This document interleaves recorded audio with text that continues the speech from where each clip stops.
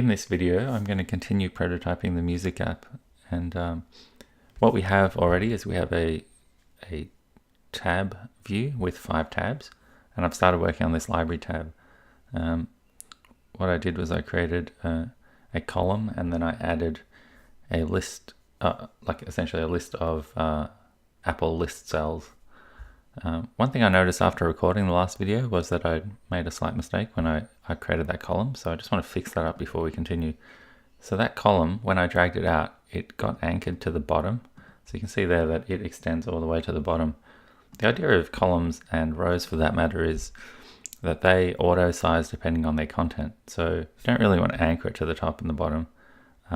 If we just anchor it, if we remove that bottom anchor, it will size to the size of its content. So let's do that. There we go. We removed that anchor, and now it's sizing automatically, and it's going to avoid problems down the track. Like when we want to start when we have more content and we need to scroll, that is going to cause some problems. So just wanted to fix that up before I continue.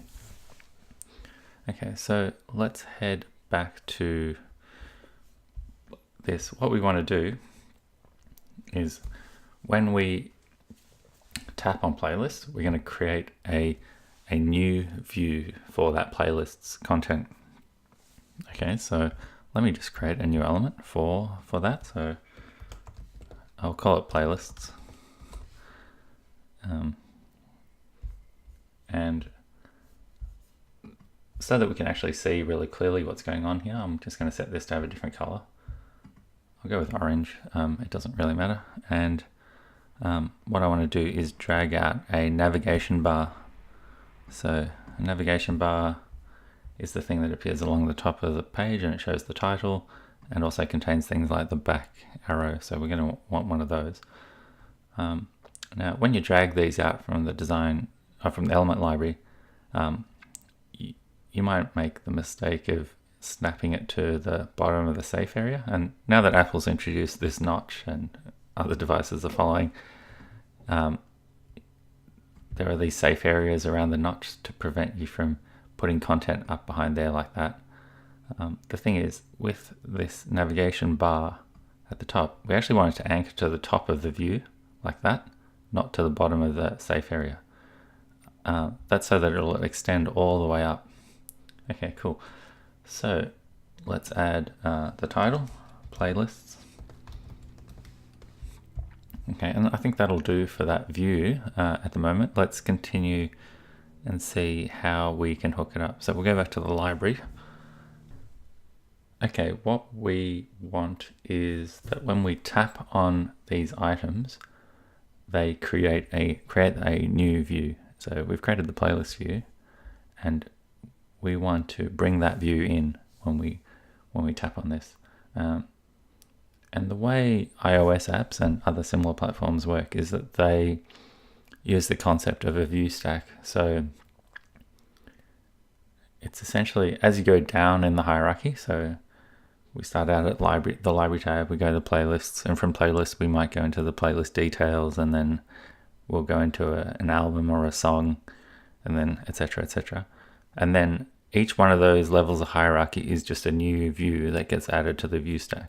And that means that when you want to navigate back up the hierarchy, you just hit the back button, and essentially you're removing items from that stack to reveal the one behind it. So that's kind of the concept of view stacks, and Zing makes it pretty easy to actually do this, because it has a built-in view stack at the top of the project, and we're gonna hook into that view stack. So we're gonna go into here, and I've got the code here for this list cell, and each one of these list cell has a gesture recognizer built in, so we can detect taps. You can already see it in action, because when you tap on it, you tap on one of these, it's showing me that I've tapped on it, but we're not doing anything when we tap on it. So we can say on activated, we want to do something. So just to show you a little debugging thing, we can log a message like tapped. So when I tap on that playlists list cell, you can see down the bottom here that we've logged a message.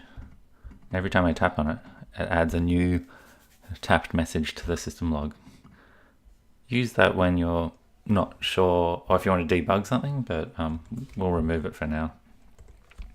Okay, what we actually want to do is add this new view, this playlists view. So we're going to say View.push, and that's the term for pushing things onto the stack. And we want a new one of these playlists elements. Okay, let's see what happens now when I tap on it. So playlists, what we're expecting is that a new view will come in, and there we go. A new playlist view gets pushed onto the stack, and because it's using the built-in navigation controls, it all just works. You can see the back works, and also the gesture to drag it from the side works. We didn't have to do anything. All we did was push it onto the stack. Now, if you're looking carefully though, you'll notice that it's not really how we want it, because this view is just getting pushed onto the stack, and it's appearing on top of our sort of main view.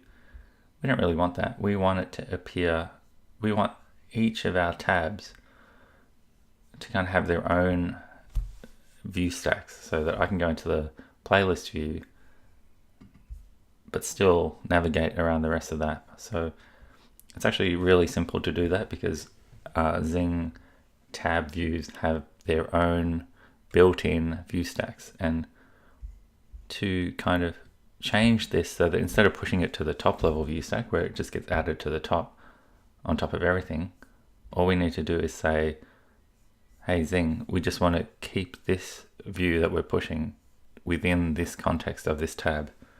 So you just say context this, and now we're just saying, okay, push a new playlists element onto the stack, but we want to keep it within this context. So let's see how that behaves differently now. If I hit playlists, there we go. We're not obscuring the tabs, we're within that tab, so I can navigate to the other tabs without any issues. And then when I go back to library, I'm still within that view stack in that level of the hierarchy that I navigated to. In this case, I've navigated one level, but I could have navigated 5 or 10 levels deep in the hierarchy, and it would just return back to where that was. Let's fix up a few things about that playlist view. So first of all, we don't really want it to be orange. We'll go back to white. And the other thing is that you can see there that that's not using the same tint color as these. Last time when in the first video, I changed the tint color of these buttons to be that pink color. What I'm going to do now is show you another thing that you can do. So this platform, this Apple.tint, you can actually just change that to be that other color.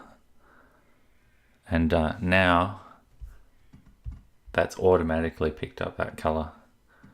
I'm going to go through and like with these, so in app, you can see here that I changed that tint color. I can actually remove those now if I want to. So there's a bit less code now. There we go.